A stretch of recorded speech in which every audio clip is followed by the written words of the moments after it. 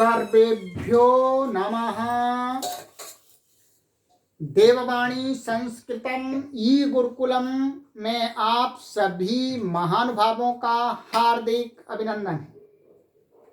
मित्रों, आज हम लघु सिद्धांत कौमुदी के समास प्रकरण की फोर्थ क्लास को पढ़ने जा रहे हैं। मित्रों, जो भी महानुभाव संपूर्ण समास प्रकरण को पढ़ना चाहते हैं वे सभी महानुभाव इस व्हाट्सएप नंबर पर संपर्क करें अथवा देववाणी संस्कृतम ऐप पर जाकर के इस समास प्रकरण को कोर्स को खरीद करके अपने घर पर ही बैठे बैठे पढ़ सकते हैं।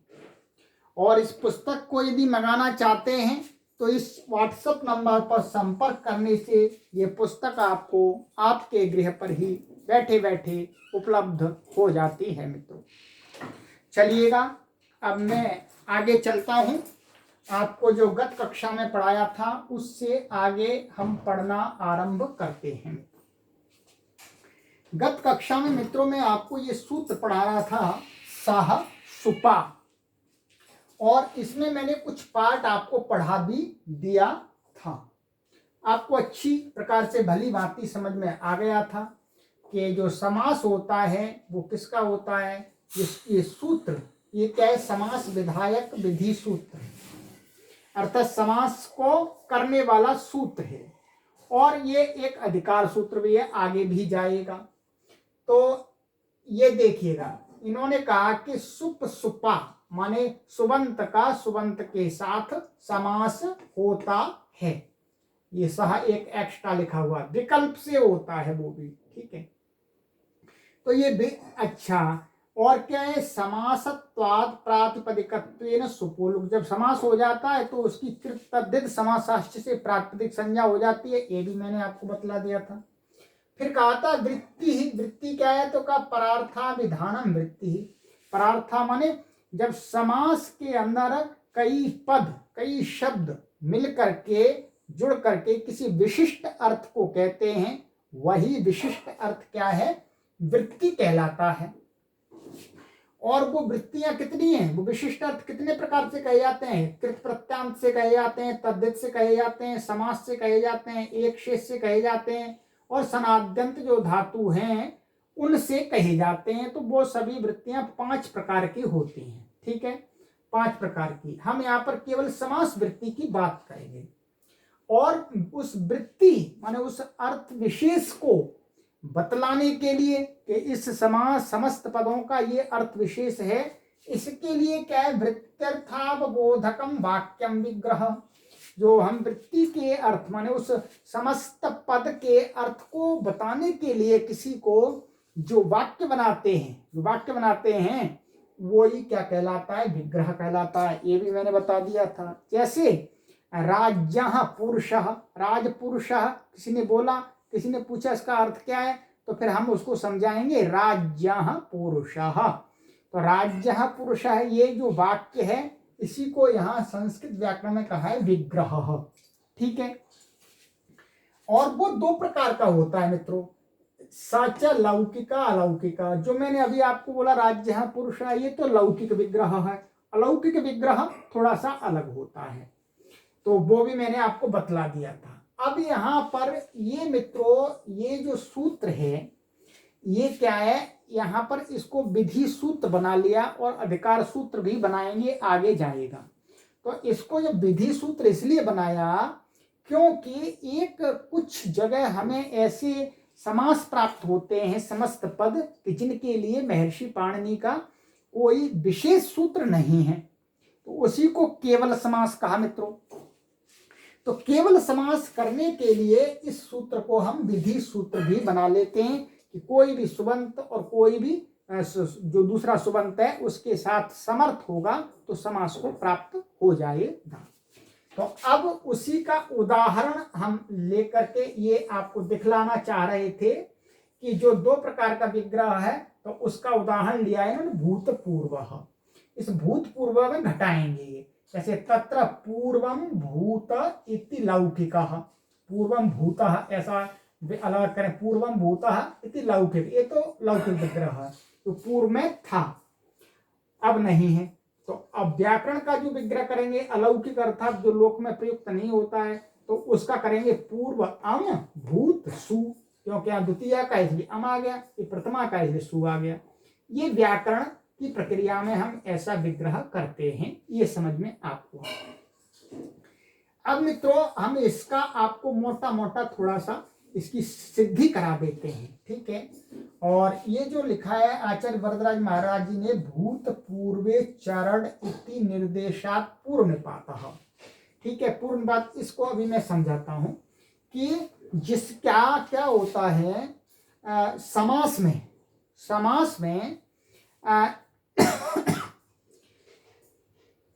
उपसर्जनम पूर्वम, मान जिसकी उपसर्जन संज्ञा होती है उसको पूर्व में प्रयोग करते हैं। क्या है? उपसर्जन संज्ञा। उपसर्जन संज्ञा के लिए सूत्र हैं, वो अभी मैं आपको बतलाऊंगा। तो ये सारी चीजें आपको, भूत पूर्व ये ऐसा बनना चाहिए, इसका पूर्व भूतः ऐसा बनना चाहिए था शब्द समास होने पर, क्योंकि अब पूर्व में है भूत बाद में है, तो पूर्व भूतः ऐसा बनना चाहिए, परंतु बन कैसा रहा है? भूत पूर्व। ये भूतपूर्व, भूत पहले कैसे आ गया? तो उसी को कह रहे हैं कि समास रीति से तो, नियम रीति से तो पूर्व भूतः बन रहा था, परंतु महर्षि पाणिनि ने अपने एक सूत्र में, ये सूत्र है भूत पूर्वे चारण, तो इसमें क्या है, उन्होंने पूर्व को बाद में रख दिया है, भूत को पहले रख दिया है। इसका मतलब यहाँ पर ये पूर्व शब्द है, ये भूत शब्द पूर्व में आ जाता है, पूर्व बाद में चला जाता है। किससे? महर्षि पाणिनि के इस सूत्र के विधान के कारण से, कोई विशेष सूत्र ना होने पर भी, ठीक है। अब आ जाइएगा मित्रों, अब देखिएगा ये जो यहाँ पर दिखाते हैं, इसका हम यहाँ पर भी थोड़ा सा अवलोकन कर लेते हैं तो और अच्छा समझ में आ जाएगा, ठीक है। ये देखिएगा,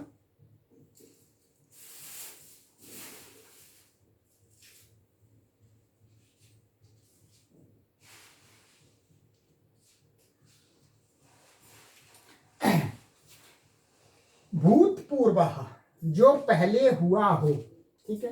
पूर्वम भूतः यह लौकिक विग्रह, और पूर्व अम भूतसु यह अलौकिक विग्रह है, ठीक है। अलौकिक विग्रह में पूर्व शब्द के बाद अम रखा गया है, विभक्ति है, और भूत के बाद सु रखा गया है, ठीक है, सु रखा गया है। और देखिएगा लौकिक विग्रह में विभक्ति को जोड़कर प्रयोग किया जाता है, यह पूर्वम भूत मान विभक्ति को जोड़कर के रूप चला करके, और अलौकिक विग्रह में विभक्ति को अलग रखा गया है, विभक्ति माने अम अलग रखा गया है और ये सु अलग रखा गया है। पूर्व अम भूत सु, इस अलौकिक विग्रह में समास करने के लिए सूत्र, अब ये इस प्रकार से अब हम समास करेंगे व्याकरण में, तो अब यहाँ पर अब हम समास करेंगे इसका, तो सहसुपा, सहसुपा ये सूत्र समास कराएगा कि सुबंत का समर्थ सुबंत के साथ विकल्प से समास होता है। माने सहसुपा माने ये भी समर्थ है इसके साथ अर्थ को कहने के लिए, और ये भी समर्थ है, तो एक सुबंत दूसरे सुबंत के साथ समास को प्राप्त होता है, उसका नाम समास रख देते हैं, ठीक है। और क्या है? सुबंत है आपका पूर्व अम, इसके साथ क्या है? एकार्थी भाव सामर्थ्य रखने वाला समर्थ सुबंत है भूतसु। एकार्थी भाव माने दोनों मिलकर के किसी एक अर्थ को कहने में समर्थ जो, तो ये क्या है? पूर्व अम और जो शब्द है ये इसका अलौकिक विग्रह में, इसके साथ ही ये भूतसु एक विशिष्ट अर्थ को कहने के सामर्थ्य वाला है, इसलिए इस सूत्र से क्या है? यहां पर समास हो जाएगा, समास हो गया, ठीक है। पूरा समुदाय समास संज्ञा को प्राप्त हो गया, पूरे अर्थात अब आपका भूत पूर्व भूत ये क्या हो गया? समास हो गया, ठीक है। अब इसको हम यहीं छोड़ेंगे, ठीक है। अब आ जाइएगा आप बोर्ड पर, मैं यहां पर आपको समझा देता हूं। ये देखिए,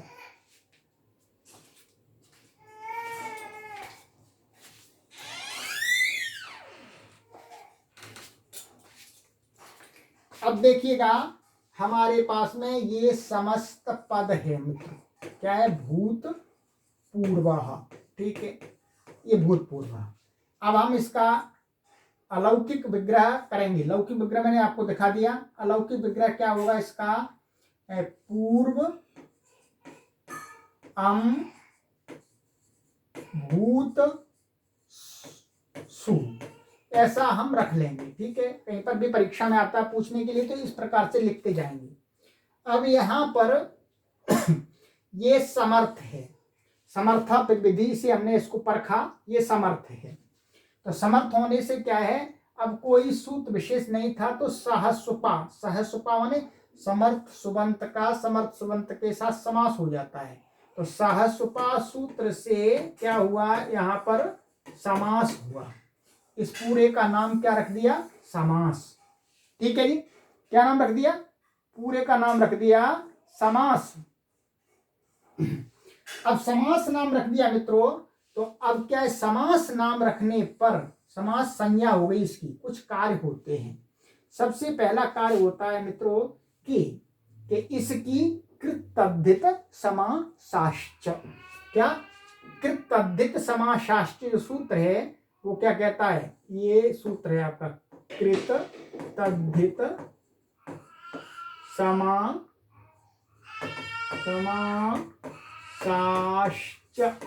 ठीक है, ये सूत्र है आपका कृतद्धित समासाश्च। ये आपका ये क्या करेगा, ये इसकी माने कृत प्रत्यांत, प्रत्यांत तो समास की प्रातिपदिक संज्ञा करता है। क्या करता है मित्रों, प्रातिपदिक संज्ञा। तो ये अब प्रातिपदिक बन गया, इस सूत्र से क्या बन गया, प्रातिपदिक। ये मैंने आपको पहले दिखला दिया था अष्टाध्यायी में कि ये प्रातिपदिक बन जाता है। चलिएगा मैं दोबारा आपको दिखलाता हूं अष्टाध्यायी में ही।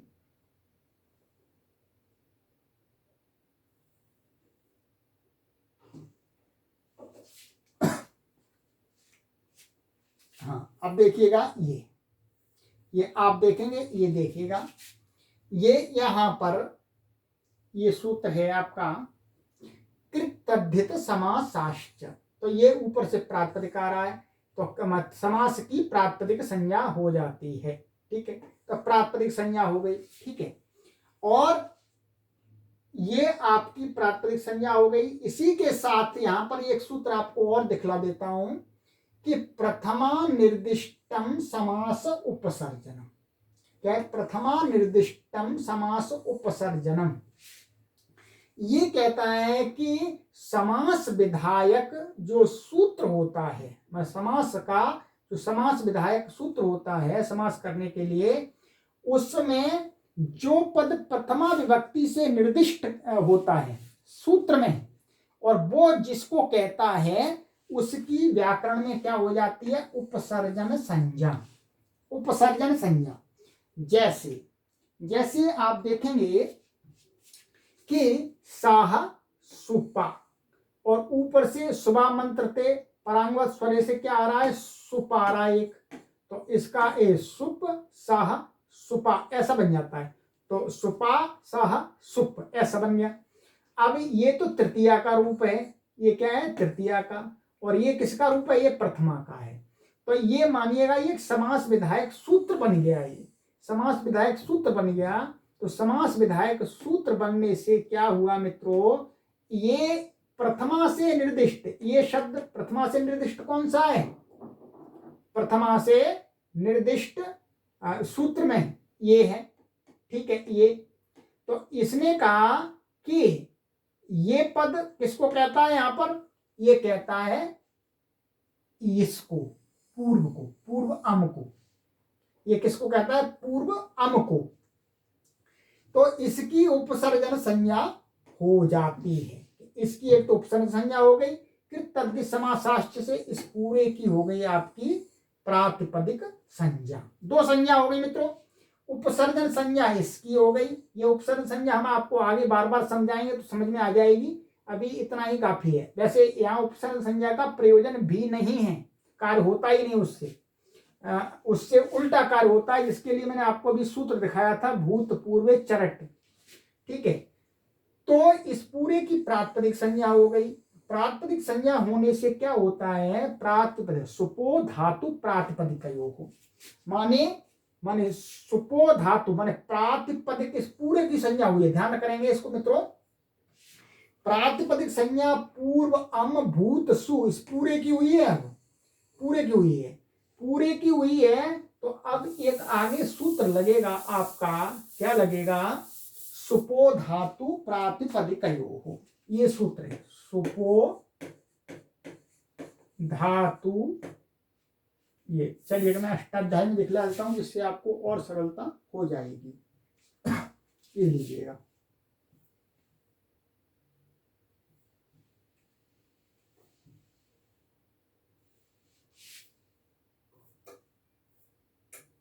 ये लीजिएगा,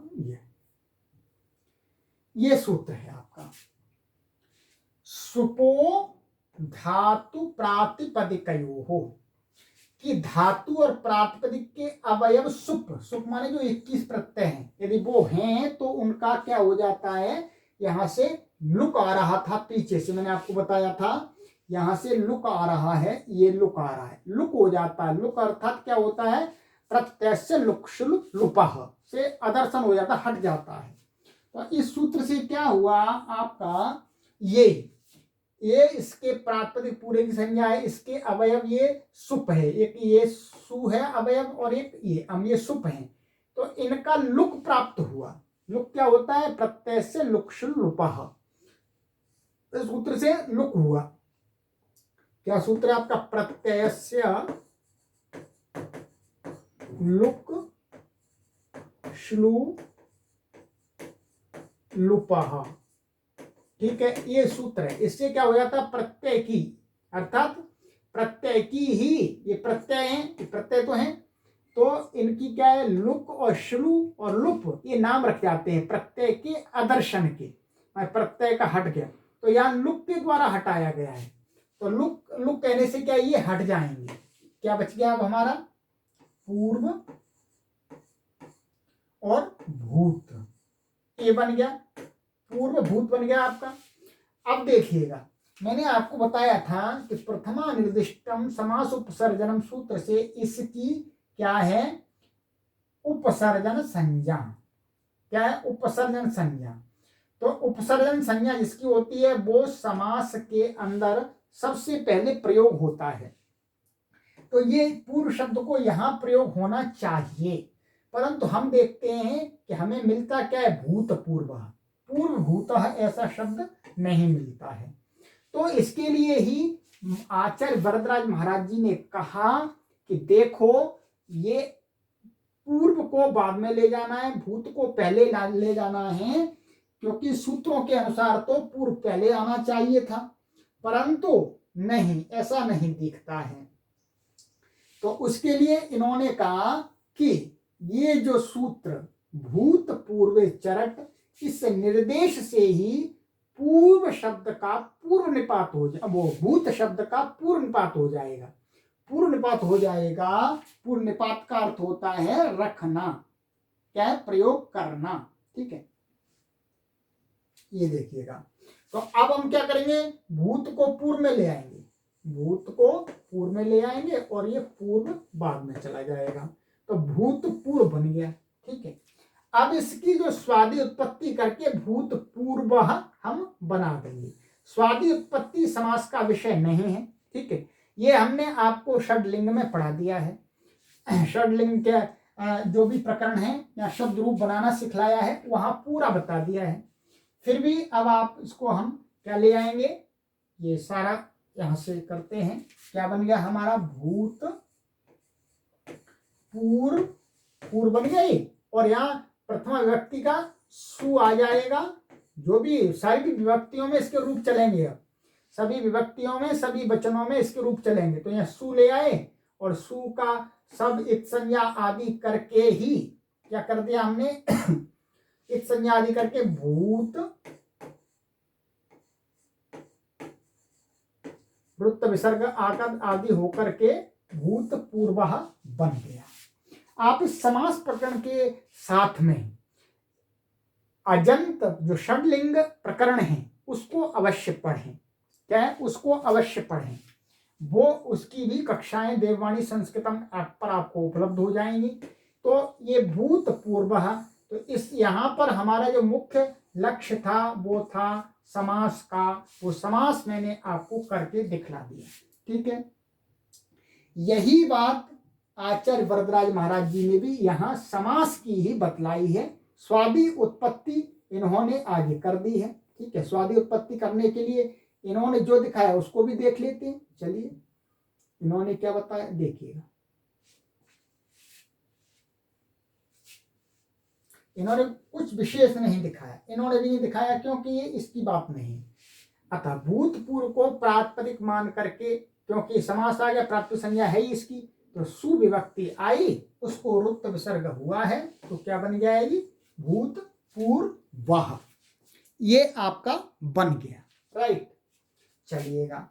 अब आचार्य वरदराज महाराज जी हमें कुछ और बताते। ये कौन सा समास हुआ, ध्यान रखेंगे, इसका कोई नाम नहीं रखा है। इससे आगे जो समास है उनका तो महर्षि पाणिनि नाम रखा है, अव्ययी भाव समास, तत्पुरुष समास, परंतु इसका कोई नाम नहीं रखा है। इसलिए ये क्या है? केवल समास। ये कौन सा समास होगा आपका? केवल समास। इसी का नाम है केवल समास। केवल समास को करने वाला मात्र आपका ये सूत्र है। बस जहां पर किसी सूत्र से समास नहीं होता है वहां पर हम को समास दिखता है साहित्य के अंदर, तो हम इस सूत्र से समास कर लेते हैं और उसका नाम रख देते हैं केवल समास। एक वार्तिक और पड़ा हुआ है, उसको और देख लेते हैं। बस केवल समास का यही एक सूत्र, और कोई सूत्र नहीं है। ठीक है, ये देखिएगा। वार्तिक आपका है इवेन सह समासो विभक्त्य लोपश्च। एक हमको शब्द मिलता है श्लोक में, वागार्थाविव। ठीक है, ये श्लोक है। ये क्या एक श्लोक है, आपको अच्छी प्रकार से यहाँ दिखाई दिया होगा शायद इन्होंने। ये श्लोक, हाँ ये आता है श्लोक, तो उसका एक पद है वागार्था, वागार्थाविव। ठीक है, ये वागार्थौ इव वागार्थाविव ऐसा प्रयोग होता है श्लोक के अंदर।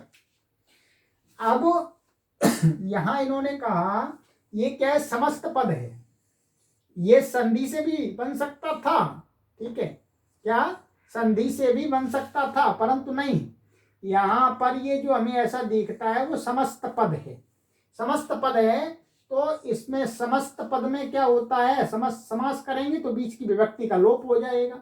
ठीक है, तो वागार्थौ इव ये ऐसा है, तो हमें इसका समास करने पर के बाद इसकी विभक्ति का लोप नहीं करना है। जो औ है इसका लोप नहीं करना है, ऐसा का ऐसा ही रखना है। इसके लिए कहा कि इवेन सह समासः विभक्ति अलोपश्च, माने इव के साथ समास कर दीजिएगा। कोई भी है इव के साथ जिसका समास होता है, और विभक्ति का बीच में जो विभक्ति आती है, जो इव तो अव्यय है, इव तो अव्यय है, इसका तो कोई वो नहीं रूप चलेगा, और बीच के जो विभक्ति होती है उसका लोप नहीं होता है, ऐसा कहना चाहिए। ठीक है, तो अब देखिएगा आप इसमें, यहां देखते हैं हम। इन्होंने कहा इवेन सह समासो विभक्त्य लोपश्च, यह वार्तिक है। इव शब्द के साथ सुबंत का समास होता है और विभक्ति का लोप नहीं होता है। सुबंत का जैसे यह सूत्र समास करने के साथ साथ सुपो धातु प्रातिपदिकयोः से प्राप्त विभक्ति का लुक का निषेध भी करता है। इससे समास होने के बाद में इससे लुक प्राप्त होता है। ठीक है, उसका निषेध करता है। अब देखिएगा आगे, वागार्थाविव, वाणी और अर्थ की तरह, ये इसका अर्थ है। तो वागार्थौ इव, ये तो लौकिक विग्रह हो गया इसका। ठीक है, और अब इसका हम अलौकिक विग्रह करेंगे तो वागर्थ औ और इव। ठीक है, और यहाँ तो सु आएगा नहीं क्योंकि अव्यय है ये, यह इसका अलौकिक विग्रह हुआ। अलौकिक विग्रह में समास करने के लिए वार्तिक लगा इवेन सह समासो विभक्त लोपश्च। इसके द्वारा समास होने के बाद में ये बन गया, ये बन गया। अब यहाँ पर ये इसका जुड़ जाएगा, ठीक है। इस पूरे की क्या हो जाएगी, अब प्रातिपदिक संज्ञा। प्रातिपदिक संज्ञा हो गई तो बीच में अविभक्ति आ रही है, तो इसका इससे लोप लुक प्राप्त हो रहा था सुपु धातु प्रातिपदिक से, तो उसी का इस वार्तिक ने निषेध कर दिया, लुक कर दिया, अर्थात तो लुक नहीं होता है, नहीं होता है। तो अब आप यहाँ पर क्या करेंगे इसको, तो ये प्रथमयोग पूर्व सवर्ण लग करके वागर्थौ बन गया, और इव और फिर एचो यवा से आव आदेश हो जाएगा, औ आगे इव आ रहा है, तो आव आदेश होकर के क्या बना, वागार्था विव, राइट। तो वागार्था विव ये समस्त पद है, कहीं आपको अलग अलग दिखे तो इसका आपको अलग अलग नहीं करना है, ये समस्त पद है वाणी और अर्थ के समान। तो ये आपका मित्रों केवल समास जो लघु सिद्धांत कौमुदी के अंदर दिया है उसको मैंने पूरा पढ़ा दिया, ठीक है। आपको मैं एक सलाह देना चाहता हूं, ये प्रथम सूत्र आपने पढ़ा और एक नए प्रकरण को पढ़ा, इसलिए आपको हो सकता है इसको शुरू में पढ़ने में समझने में थोड़ी कठिनाई हो सकती है, सबको होती है, परंतु जब आप पूरा समास प्रकरण पढ़ लेंगे तो मैं आपको 100% गारंटी देता हूं कि ये सूत्र आपको बहुत सरल अनुभव होगा। परंतु ये पूरा प्रकरण आपको पढ़ना पड़ेगा, जो भी समास का लघु सिद्धांत में है वो पूरा मैं इसको पढ़ा रहा हूं। तो ये केवल समास हुआ मित्रों। अब इसी पुस्तक में कुछ ये विशेष बातें लिखते हैं, उनको भी हम आपको दिखलाना चाहते हैं कि इसमें कुछ ये प्रश्न भी देते हैं, ठीक है। ये आपको ध्यान रखने योग्य बातें इनकी बता देते हैं पहले तो, कि हमें क्या करना चाहिए। समास की प्रक्रिया में निम्नलिखित बातों का ध्यान रखें। नंबर 1, समास हमेशा समर्थ अर्थात परस्पर आकांक्षा वाले पदों का ही होता है, माने एक दूसरे को जिसकी अपेक्षा है। नंबर 2, उन्हीं का समास होता है। नंबर 2, समास में लौकिक और अलौकिक दो प्रकार के विग्रह होते हैं, ठीक है, और अलौकिक विग्रह में ही समास करने वाला सूत्र लगता है। समास करने वाला सूत्र क्या लगता है, अलौकिक विग्रह में, लौकिक में नहीं लगता। नंबर 3, समास करने के लिए किसी सूत्र या वार्तिक की प्रवृत्ति होती है। सूत्र लगते हैं और कहीं वार्तिक लगते हैं, जैसे अभी हमने सूत्र भी लगाया वार्तिक भी लगाया। नंबर 4, समास करने के बाद संपूर्ण समुदाय की स्कृत तद्धित समासाष्ट से क्या हो जाती है, प्रातिपदिक संज्ञा, प्रातिपदिक संज्ञा हो जाती है मित्रों। और देखिएगा नंबर 5, समास के बाद दो शब्दों में, दो अर्थात दो से अधिक, किस शब्द का पूर्व निपात तथा पूर्व में प्रयोग हो यह निर्णय किया जाता है, ठीक है, जो आगे के प्रकरणों में बताया जा रहा है, जिसमें उपसर्जन संज्ञा और उपसर्जन संज्ञक का पूर्व निपात आदि का समावेश है। ये मैंने आपको भी बताया था, वही बात बता रहे हैं, आगे समझ में आएगी जहां हम बताएंगे भी, ठीक है। तो उपसर्जन का पूर्व प्रयोग किया जाता है, अभी ऐसा कोई पद नहीं आया है आपका, ठीक है। चलिएगा अब देखिएगा अंत में कह रहे हैं, ये अंत में समास के प्रातिपदिक संज्ञक होने के कारण पुनः सु आदि प्रत्ययों की उत्पत्ति होती, फिर दोबारा समास कर देते हैं, उसके बाद समास के अंदर जो सुप होते हैं उनका तो लुक हो जाता है, फिर बाद में सु आदि फिर आते हैं, किंतु अब किए जाने वाले सु आदि प्रत्ययों का सुपो धातु प्रातिपदिकों से लुक नहीं होगा, क्योंकि प्रातिपदिक के अवयव सुप का लुक कहा था, न कि प्रातिपदिक के बाद में यदि सुप आएगा उसका नहीं, प्रातिपदिक का अवयव होना चाहिए, क्योंकि ये अब प्रातिपदिक के अवयव नहीं हैं, ठीक है। ये जैसे यदि आपने ये बनाया भूत पूर्व, ये तो इससे अकेले की क्या है, प्रातिपदिक संज्ञा। अब इससे जो सु आएगा उसकी प्रातिपदिक संज्ञा नहीं है, वो प्रातिपदिक का अवयव नहीं है, प्रातिपदिक तो मात्र इतने भाग की संज्ञा है, इतने की, ये सु सहित तो इसकी पद संज्ञा होगी, ठीक है। समास के लिए बनाए गए विग्रह में समास होने के बाद प्रातिपदिक संज्ञा होने से वे प्रातिपदिक के अवयव होते हैं। समास के अंदर जो था, जो अलौकिक विग्रह के अंदर था आम और सु, उस वो तो प्रातिपदिक के अवयव थे मित्रों। ठीक है, तो आपको ये इतना आपको ध्यान रखना है। ठीक है और ये समझ में आपको पूरा आ जाएगा 100%, जहां तक मुझे आशा है। चलिएगा, तो इस कक्षा को मित्रों हम यही विराम देंगे और आगे की कक्षा में हम आपको नया समास, अव्ययी भाव समास पढ़ाना आरंभ करेंगे। ठीक है, और आप सभी महानुभाव इस समास प्रकरण को पूरा देववाणी संस्कृतम ऐप पर पढ़ सकते हैं, देववाणी संस्कृतम यूट्यूब चैनल पर भी पढ़ सकते हैं शुल्क देकर। अस्तु, सर्वेभ्यो नमः।